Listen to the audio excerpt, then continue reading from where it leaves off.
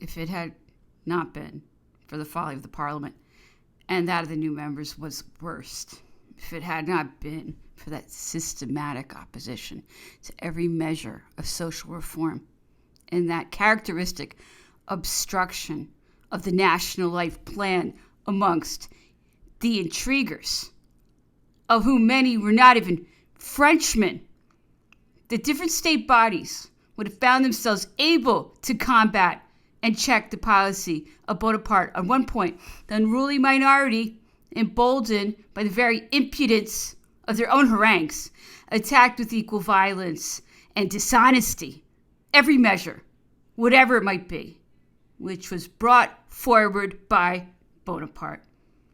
On their gaining some slight successes concerning certain questions involving the whole order of society, the consul, stung by such pinpricks, carried out his determination and purged the assemblies.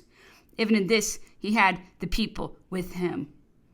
Without this systematic obstruction, it would have been apparent in the particular case of the Concordat with Rome that the Institute, the Senate, the tribunes, and the legislative body all held different opinions of Bonaparte. He knew so well that he was going, if not against the opinion of the country, yet against the prejudices of political bodies, that he shrank from proposing to the legislative assemblies a measure which could only be passed subject to their agreement if the question had been looked into calmly, not as by men vowed to the propagation of atheism, of feudal doctrine without any fortifying consolation, but as by honest men, skeptical of revelation, though considerate of religion on its traditional, political, and social sides. There would have been an apprehension for the future in setting up a dominating religion, and for the present in canceling the greater number of those guarantees which France had obtained during many centuries against the demands of the Ultramontanes, and which had brought about so close a union between the crown and the clergy.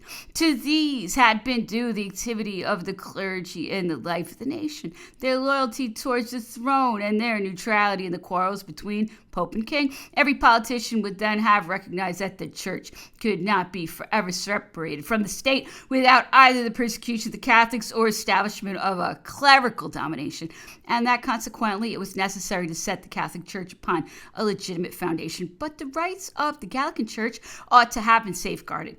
It was not enough to have pointed out her existence. Life should have been breathed into her privileges recapitulated, and a statement of doctrine drawn up more precisely than the Declaration of 1682, in which should have been mentioned all the guarantees that had been generally accepted and had passed into law.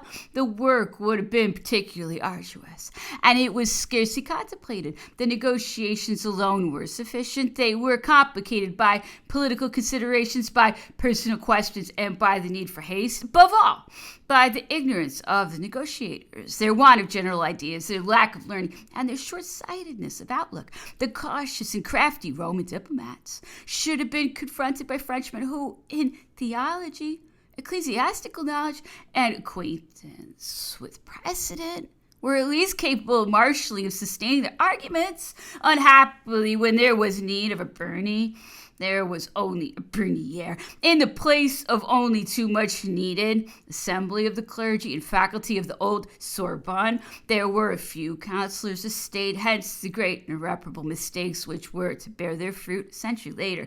The present need drove Bonaparte to proceed too hastily. He certainly thought himself well up to the Gallican position, for he had read L'Esprit de Garçon and was convinced that he gave up nothing because he affirmed every line of the Declaration of 1682 and the 4 Articles. He flattered himself that he had in no way compromised the Church of France, and that he could surrender to the Pope the privileges which the clergy and crown had constantly denied to him, could grant him the supreme control over the bishops as well as over the divisions of the dioceses, and yet not lessen among the priests their spirit of independence towards the Pope and loyalty towards the sovereign, which had proved so useful to ancient France. In exchange for a few paltry present advantages, he abandoned the whole future. The truth was, he wished to end the Civil War and to dissolve the alliance between the Bourbons and the priests, who, at the expense of their religion, had supplied the Royalist party with its most active and influential agents he desired to gain over the clergy, whom he expected would prove useful assistance in establishing and supporting his rule. There was no one to inform him. There was no one capable of concisely setting forth the teaching of the church as it had been accepted in France, of restoring her from her ruin and making her comprehensible to people who were ignorant of the politics. Even though they practiced the religion of the Catholic Church, his opposers were no better advised or informed. The greater part of them had, when in power, shown themselves enemies to all revealed religion and had aimed at the de-Christianization of France. They considered the Concordat only as a reaction against the opinions they had rendered prevalent. Others, followers of the Reformed religion, had conceived the idea of making France Protestant, either because of their own strong sectarian zeal or because they considered the virtues which they thought typical of the English and Germans were attributable to the influence of that religion. Such men saw their hopes overthrown by the triumph of the beast of Rome. They confounded in an equal hate both the Gallicans and the Ultramontanes. A few honest people were there, though looked upon with suspicion, who were equally convinced of the excellence of the Catholic religion and the necessity of preserving it from the Ultramontane opinions.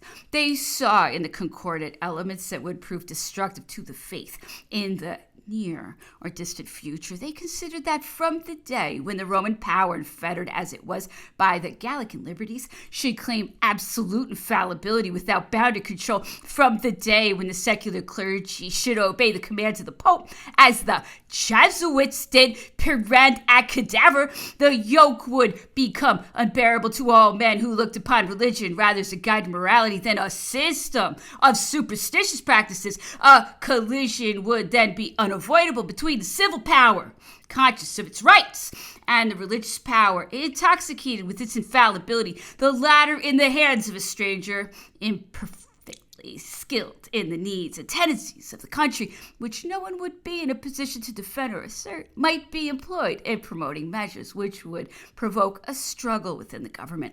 The faithful, torn between their duties to the civil and religious laws, would have to stand by either their faith or their patriotism. They would not be able to preserve both, and the nation would be as grievously divided on the religious question as it had been in the days of the League and the civil constitution.